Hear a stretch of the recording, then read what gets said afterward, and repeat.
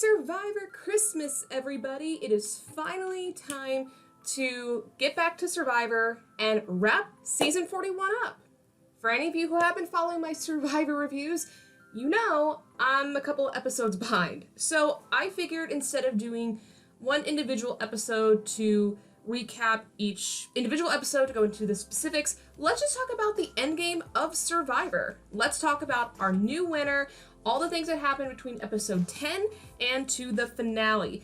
Now, because I am doing it in this format, I will be skipping over some minor specific details of stuff, and I want to kind of give more of my opinion on things as well.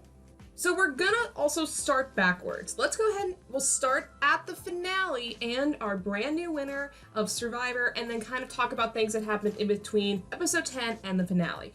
So bear with me. I figured this would be the easiest way to wrap up the season and to get all this in before 2022, because this will also be hopefully coming up around Christmas Eve or on Christmas Day, so hopefully I'll get this out on time. But anyway, I'm so happy to get to the nitty-gritty of Survivor 41, and let's get to it. But before we get into it, make sure that you hit the subscribe button and you hit the notification bell so you can be on the lookout for my future Survivor videos to come.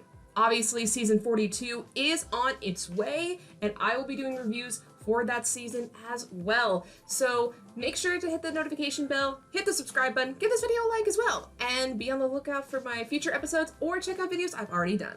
Alrighty then, so first things first, we have to crown our new winner of Survivor, and our winner is...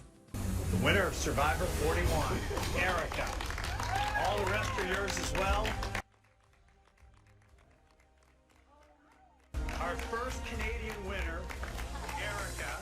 Congratulations. So congratulations to Erica on being our first female winner of US Survivor in 5 years.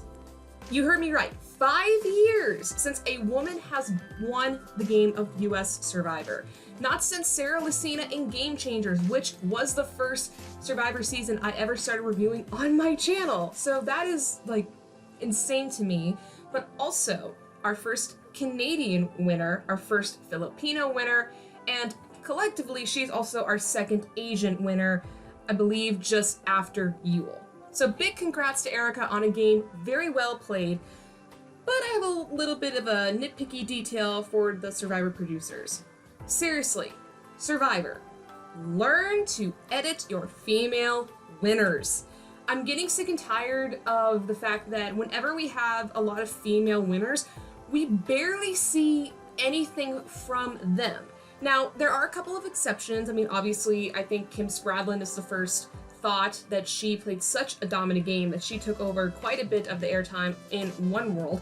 Denise had great screen time as well as Sarah Lucina, but even then you could say that, you know, Brad Culpepper or, you know, other players in the game were kind of taking the spotlight away from her a little bit. But there has been such a bad history of women being under-edited as the winner, and also the notion that because the female won, that did the men who lost, were they robbed of their win. So for example, Natalie in Samoa, was Russell robbed? Sophie in South Pacific, was Coach robbed? You know, those kind of examples, and it's like, no, these women played good games. The only reason why the audience thinks that is because we don't see enough of the female winners. Why did we not get enough of Erica in the pre-merge? I know that Luvu was winning every challenge and they didn't go to Tribal until the merge, but that doesn't mean that Erica wasn't playing the game. From the clips we did see in the pre-merge of her, she was playing the game, and she wanted to play hard.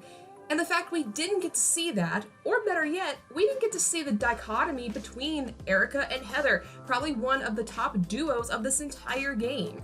Where were they? These were people that made it to the final 4. One of them was the winner. Why did we not see anything of them? Which leads to another problem, which is this season had so many decoy winners, it was insane. Now, for me, I don't mind it when Survivor likes to kind of play around with the editing as far as who is going to be the winner, but the fact that we had so many decoy winners in this season, it's absolutely insane. We had Shan, we had Ricard, we had Xander, we had other ones that were vying for that position as well. People were saying Tiffany was going to win. People were saying Evie was going to win. People were saying Deshawn was going to win. You know, there were so many people that were ahead of Erica as far as the confessional count, because I don't know if it was because they're better characters or maybe just people wanted to see more of them. I don't know. But the fact that every week I was being completely flip-flopped on who I thought was going to win, it was really starting to get a little annoying. Now, I know for some people who do watch Survivor, they're not really watching it to get into the nitty-gritty of the strategy or the edits or things like that. And I understand that. But for those of us who are, I kind of wish we had a more straightforward direction on who is getting to the finals and who is winning. Now, I would say that I was aware pretty much since the first episode or the second episode that Deshawn was probably going to be in forced fire making. And then at some point I figured if Xander isn't out by a certain point, he's probably going to make it to the end. But nowhere did I ever think Erica was going to win, even with all the things that she had been a part of. Because she did do a lot of things this season. She reversed time with the hourglass twist. She was in the right way in many of the votes in the post-merge. She had great relationships with Ricard, with Heather, with Deshawn. She had so many great relationships. But why have we not seen any of it, Survivor? Producers and editors, come on. She is your winner of the first season back after a 16-month-long hiatus. Show us that she deserved to win the game. But she did win, and I'm so happy she did win, because if Ricard couldn't win, I'm pretty happy that Erica won. But with that being said, let's talk about the actual finale. First off, another editing problem I had was with Xander and a little bit of Deshawn. Both of these players had such big glow up edits throughout the entire season, especially on Xander's side. Xander, I think, I'm not saying that Xander played a bad game, but I don't know if he knew per se how to articulate his game when it came to actually talking to the jury. Obviously, he had that big mess up when talking to rhianaB about his social awareness within the game. Now, when I was watching this with my mom and our friends, she said she didn't understand rhianaB's question just as much as Xander didn't understand. What I got from it was rhianaB wanted to know, was he really aware of what was going on, and can he articulate that to her back? And by doing so, I think rhianaB would see that this was a guy who was playing the game hard and knew what was going on, and he knew what moves to make. The problem is, Xander did make good moves, but they weren't, I don't think, quote-unquote, flashy enough for people to recognize that, oh, hey, that's a move that I can put your name to. I'll give you credit for that. I mean, I believe with the exception of the fake merge, reveal at Tribal when rhianaB asked for his idol, that was probably the only thing. And even then, from what I've heard from other YouTubers and podcasters on that particular move, that seemed like the most obvious move to make. And that is true. That was the most obvious move to make at the time. So as great as it was and how much I loved it and how fun it was, at the end of the day, it's not, a move you had to make on your own, because it seems like the most obvious move for you to make to combat that advantage. And then after that, Xander really didn't do really all that much. I mean, a lot of the votes that he was a part of, and I think he was in majority the right direction in many of the votes, it wasn't him leading the charge. It was mostly Ricard, it was Erica, it was Deshawn or Danny. It wasn't necessarily Xander. It seemed like he, more than anybody, was following behind the meat shields, which I think was his strategy. He wanted to keep Ricard to take the target off of him. He wanted to keep Deshawn to keep the target off of him. I think he saw Erica and Heather as being somewhat like goats, so he took them to the end. But because of the way he played his game, the jury saw it as not necessarily being a move you dictated on your own. It was mostly you following, I don't know, how do I articulate this? Basically, he was piggybacking off of bigger players, and that does not read well with many, many juries. And then there's Deshawn, who I feel like His game was very all over the place. I think in the pre-merge, he was doing well. He wasn't, actually throughout most of the game, he was in very good alliances. The problem was not many of them stuck. Even in the pre-merge with Sydney and Danny, he was thinking of taking out Sydney. So that was quickly falling apart. He couldn't hold on to Erica because he was wanting to get Erica out. Then you had the Black Four Alliance with Shan, Liana, Danny, and Deshaun himself, and that started falling apart. I mean, right at the Shan vote, which from what I've heard from other people, that was the downfall of Deshaun's game. He had no shot to win after that. And I do agree with that because the thing is, you've burnt at least two people. You burnt Shan and you burnt Liana. That's two people that if they make it to the jury, that's 2 votes away from you. But not only that, the people who were on the latter half of the jury, you know, people like Danny and Ricard and Heather, they had better relationships with Erica, or they at least had better respect for her. And that's what we saw from Danny, who wanted to play a game like Erica's. That's a huge boost for Erica. So I don't think Deshaun really kept a hold of his game nearly as much as, say, Erica or even Xander did. And I think when it came to the final tribal, Erica just did a great job of selling her game. I found Xander to be a little wishy-washy, and he wasn't like selling his game. You have to sell your game like it is a product, and you have to sell it to the jury. Not too heavy-handed, or it's going to sound like you're a used car salesman, but sell it enough where you are proud of your game and you did the moves you made specifically to get you there. And I don't think Xander really did that, and Deshaun, I think, was getting a little too emotional with some of his answers toward the jury, whereas Erica was saying, no, I was underestimated by all of you, and that's the reason why I am sitting here. And some of you did want to get me out, but I was able to play it enough where I wasn't going home. I was in the majority most of the post-merge, so I took many of you out. That is a big, big thing to say at a tribal council. And I think that's what really helped people to see that she was someone who deserved to win. Then again, from the audience perspective, I wish we could have seen more of her game so I can get more on board with that. I think that's another thing too. I feel like this season there was such a disconnect between what happened in the game and what happened through the eyes of the viewer. There were so many things that we didn't see. And the fact that this is a 26-day season, how is it that we're not seeing a lot of what's happening behind the scenes? Even in the pre-merge, there was stuff where I'm like, wait a minute, this doesn't make sense why we're talking about it this way or how this move came about. What happened, at the tribe? What was there that we're not seeing on TV right now? Because it doesn't make sense.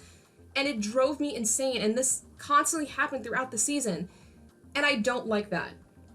I know sometimes Survivor do their secret scenes, and they're fun and all, but it doesn't add enough for me. There are obvious little loopholes in cracks within this season you have put together. It just makes my brain be like, wait, there's something here and I'm not seeing it. What is it? And I think that's 100% true of Xander's game. Xander in the edit got so much screen time, and he was perceived as being like the golden boy, the Malcolm, the Ozzy, a player that is very much loved by the audience, both fans and casuals. And the thing is, when you hear people who were actually playing the game, I think it was Danny in particular who had made a comment during an interview he did after he was voted off, and Danny had said that not many people on the post-merge tribe took Xander really seriously. They saw him as a threat because he had an extra vote and an idol, but other than that, I guess just by his personality per se, he didn't, I don't know, maybe he just didn't have the chutzpah, I guess, to take the other people's respect as much as, say, Erica or even Deshaun, and some probably a little bit higher than Xander's, but they just didn't take him as seriously. And the fact that we didn't see that as audience members, that's a little annoying because it makes it feel like we're watching a completely different game than what was happening on the island. And I find that to be a big problem. So going into 41, I hope they do a better job of making sure the game on the island is actually what we are seeing on TV. Okay, so now let us quickly talk about some moments in the latter half of the game. So the basic annihilation of the Black 4 Alliance. Now, in the past couple of reviews, I had been saying that I don't think that this alliance was going to last very long. But I think what makes this alliance so interesting is that there was so much emotion behind these 4 players. These 4 players were really thinking about what is this going to represent to people watching this at home. Do we hold on to this core 4 and get to the end and, prove that, Black players in Survivor are great Survivor players? However, I think they also understand that this is a super individual-driven game that sometimes those alliances just don't hold because you want to get yourself to the end first. So, and that's what I think was very interesting about what Deshaun was saying in episodes 10 and 11.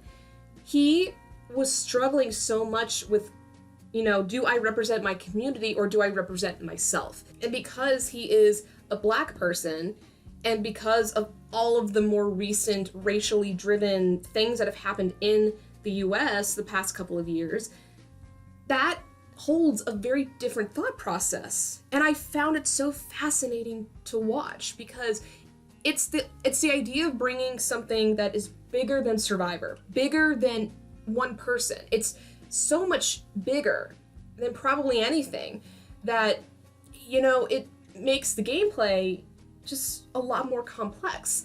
And I loved his conversation at Tribal where he and Liana and Danny as well talked about, being a Black person in life and in the game of Survivor. You hold this chip on your shoulder. And I don't mean that in a bad way. I mean, literally it is something that is always a part of you. And it's part of your thought process. And sometimes it can't be helped. I think it's the same thing with people who are LGBTQ+, who go on and play Survivor. Someone like a Ricard or like Evie. These are people that, want to represent their culture just as much as, say, a Black person wants to represent their culture. Or what Yule did in Cook Islands where he wanted to represent the Asian culture. It's just a lot more to your game than, say, a straight white man. And that's what Xander touched upon in that same Tribal. He's like, in my game, I don't think about those things because I've had the privilege of not having to think that. But I think that's also important to have someone like a Xander or a Heather have their opinions and have them be a part of the conversation because this is an issue, a concern that people all have their own say on. And that can be a double-edged sword, I know. But, when people can understand that these are things that minorities think about, it gives them a lot more perspective on what they go through in life. And in the game of Survivor, that's also very important as well. So that whole conversation, I think, was just really, really well done. And I really appreciated that at that Tribal. Now, another thing we have to talk about are the twists. Good God, this season was full of twists and advantages, and honestly, I'm kind of done. Survivor, you need to cool it down. Just let the game be organic and let it happen naturally, people. I think that, here's the thing, certain advantages are fine. In my opinion, the idol, perfectly fine. Like, that is something that you can play with, play against, and it doesn't outrule a lot of things that happen within the game mechanics.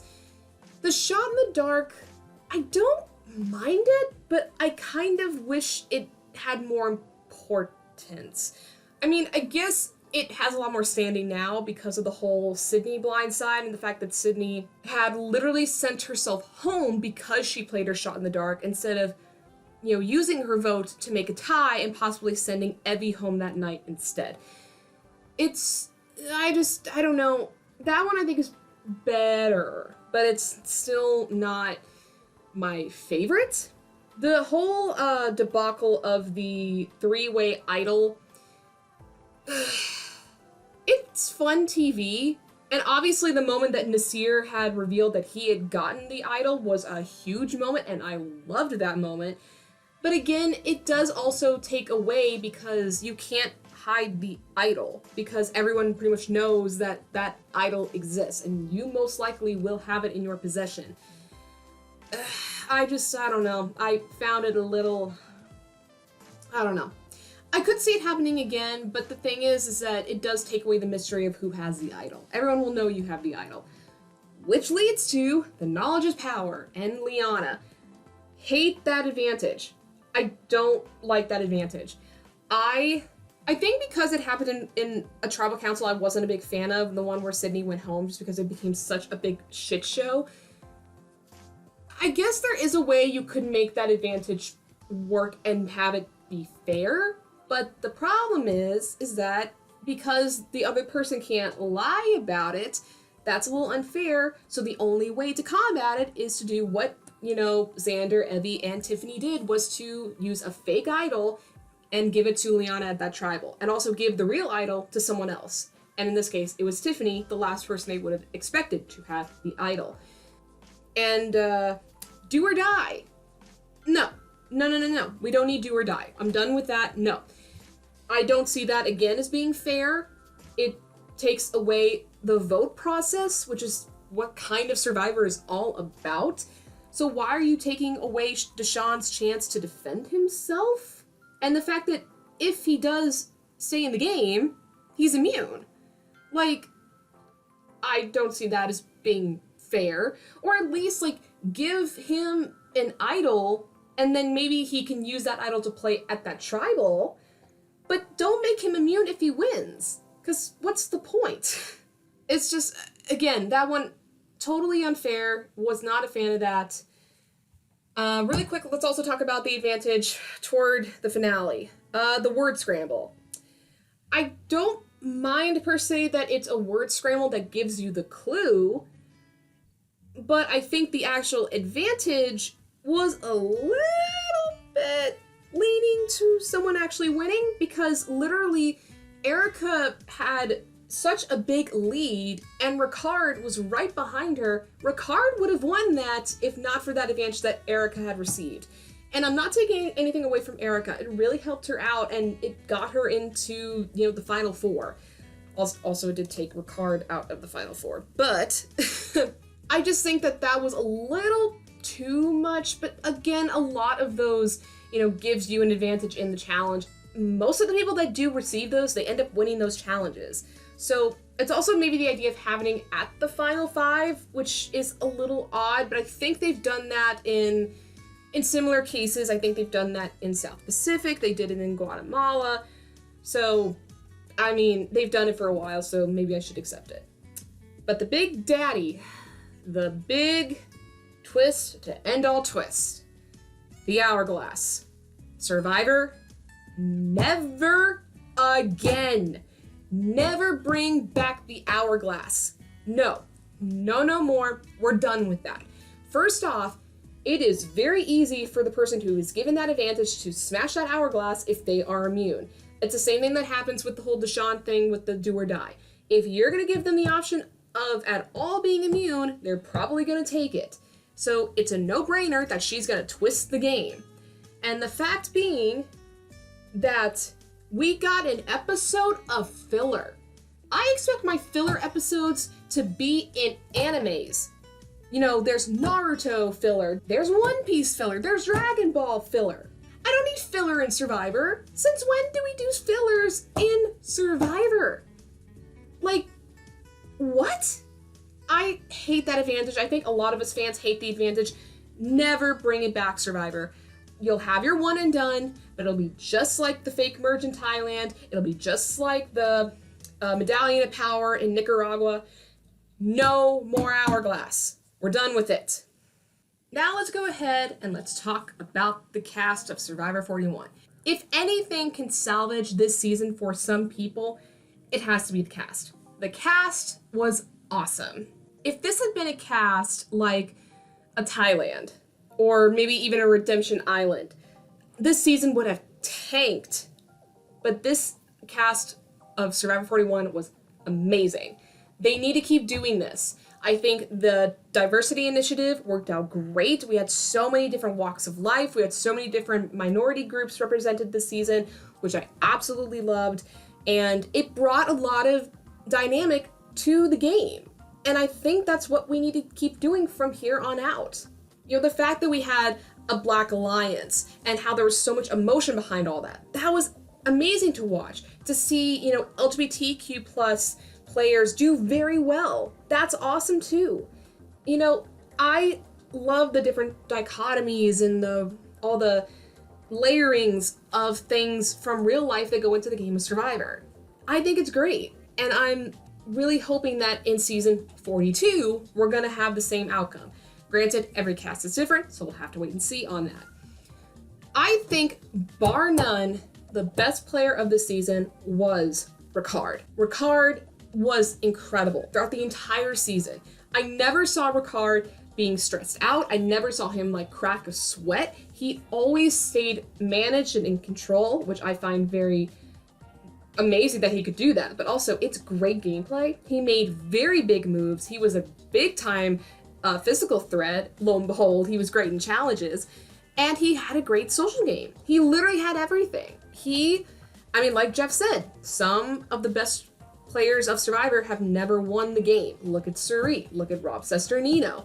You know, these are players that know this game so well that it's hard for them to win because who's gonna let them win? And that's exactly what happened to rhianaB here. But I was so heartbroken to see him go in 5th place. I loved rhianaB throughout the entire season. I was banking on him getting to the end and winning. But I do take comfort that he would have won if he had gotten to the end. Like, there's no question about that. He would have won. And he would have been another gay winner. I don't think we've ever had another LGBTQ plus winner. It wasn't since Hatch, has it? If someone actually knows that, let me know in the comments, because I want to say there was another LGBTQ plus winner besides Richard Hatch, but I can't remember off the top of my head right now. Other than that, though, I think we also have to give a big heads up to Evie. Now, I am speaking about Evie. Throughout most of my reviews, I had referred to Evie as her, but I think since Evie has been out of the game, Evie wants to be referred to as they or them or you or, you know, that kind of thing, wants to be non-binary. So to respect Evie, I will be calling Evie them or they. So let's talk about that now. Okay. I think Evie did play a really great pre-merge game, although the thing between them and Deshawn was a little bit shaky at times. But Evie, I think, played a really great social game, and they did win immunity, and I think the strategy was definitely there. They knew to bring in the other 2 women to make the girls' alliance, and to have that be the dictator of the pre-merge on that tribe, and have it kind of stand for something in the post-merge, but it kind of fell apart a little bit quickly. But honestly, that's, I think, a good thing because it showed that Evie was a big threat, and they were. So I would say Evie was one of my other favorites this season, and I think that if they had gone closer to the end as well, they probably could have made it work, and they probably could have won. We have to talk about Shan. I loved Shan this season, although I will say Shan had a better pre-merge. I feel like a lot of people had really great pre-merge games, and I think they started to fall apart as the game kept going on. But maybe because of the conditions, maybe because of the lack of food, or just the craziness that is Survivor and all the twists and turns, it kind of wore people out. But Shan, I think, did a really great job, and I could totally see, honestly, a lot of these players I could see coming back to play again, and I wouldn't mind it. Shan, I think, is a really great character, and to have, like, this really great Black woman player is incredible. And I think you could even say that about Liana as well, even though Liana, I think, probably needs a couple more years to kind of wither through some stuff before she comes back. But either way, I think Shan was a great player, and I was so happy to see her do well, and it did break my heart to see her make more questionable moves. But she's a very complex player, she has a lot of history, and she is capable of playing the game for sure, so I would love to see her come back. I haven't talked about Danny that much. Now, Danny, I kind of undersold him a little bit throughout a lot of the earlier episodes, but in the Endgame, I gotta say, Danny did a really good job. He did win immunity. He was also able to start the whole seed of getting ricard out of the game, which did take a little bit of time to actually happen, but he did help to start the seed to grow. And he was also a great social player. And I've heard a lot of arguments on who is the best, like, ex-athlete player in Survivor. I would put Danny, like, in top 3. Like, I would probably even say better than Brad Culpepper, even though Culpepper got to the finale of his respective season. You know, other than that, maybe Gary Hogaboom, Jeff Kent, I think did okay as well. You know, also Lisa Welchel, even though she's not an athlete, she's a television star, but, you know, if we're going to put her in the stunt casting category. But yeah, Danny did a really good job. And I don't again, another character that didn't get a lot of screen time, and maybe that's because he's more of a quiet, more of a gentle giant type of a figure. I don't know, but he did play extremely well. And I think, at first I didn't think he was going to win if he got to the end. I would say if he got to the end with Erica or Ricard, there's no shot, but I think he could have gotten some votes if he had gotten in the final 3. But who knows? And obviously there's a lot of great pre-merge characters this season. I mean, come on. You had Brad. You had JD. You did have Sydney, although I wouldn't say she was my favorite character in the pre-merge. I found her to be a little too cocky. I'm not a big fan of super cocky characters, although my mother would argue that Ricard was kind of the same way, but I digress. But there was so much great pre-merge. I would say probably, I mean, this whole season was great, but the pre-merge, as sometimes those advantages got way out of control, a lot of the cast stuff was awesome. And it just made it so much fun to watch and made me feel excited to get back into Survivor again. And if you need any more incentive to have an early boots season of Survivor, this season, you've got a lot of people to choose from. I mean, bring back Brad, bring back JD, bring back Sydney if you want like a, you know, a pre-merge villain. But there was just so many great characters in the pre-merge, and it just goes to show that this cast was awesome. Even the people that got purple edits, you know, there was some complexity to them. And you can't say that about other people in the past who have gotten purple edits. Like, you did have some in-depth about Heather and her whole relation to Survivor and her complexities throughout what was happening in the game. You didn't get much from Abraham or Sarah, who were the first 2 boots. You know, Jeannie had her, but, you know, even Jeannie, who was an early boot, got some of her fun moments. Sydney was a great villain. You kind of either hate to love or love to hate. But, you know, there was a lot of great players and diversity this season. And I'm so excited to hopefully see more of that in the future seasons to come. So yeah, basically that is it. Am I satisfied with Survivor 41? I would say yes. I don't think I could really rewatch it, or at least not so soon. I think I would need to give it some time because there is a lot to take in from this season.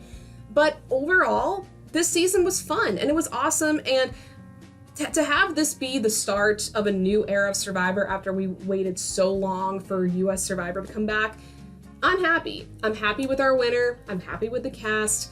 Take some of the advantages out, take away some of the crazy twists and turns, narrow it down a little bit, keep up with the good cast, and I think we're in for a next couple of years of Survivor.